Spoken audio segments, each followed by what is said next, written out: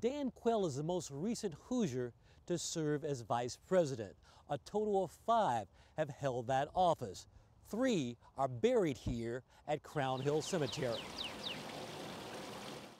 Thomas Hendricks grew up in Shelbyville and served as the vice president under President Grover Cleveland. He was only in office for 1 year. Sadly, he died in 1885 from pneumonia, but the beloved politician had a fond farewell.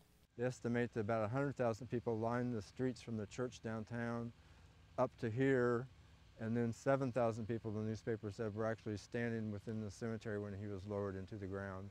Charles Warren Fairbanks is buried not far from Hendricks. He served as vice president for Teddy Roosevelt from 1905 to 1909. He was on a Senate committee that helped decide the border of Alaska. A city there you might know now bears his name. Thomas Marshall is the final VP at Crown Hill.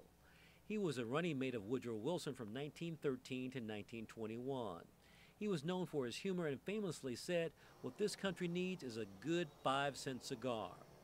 President Wilson was debilitated by a stroke during his term, but Marshall declined suggestions that he ascend to the presidency. The 25th Amendment with a defined order of succession did not exist at the time. The duties of the office. On which I am about to enter.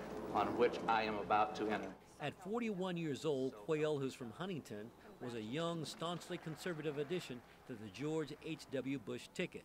That was a winning combination in 1988, but they lost in 1992.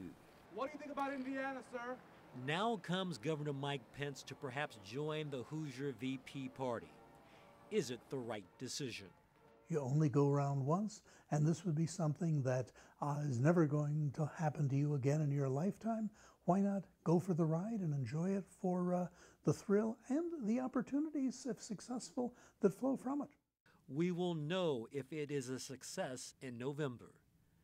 Derek Thomas, RTV6.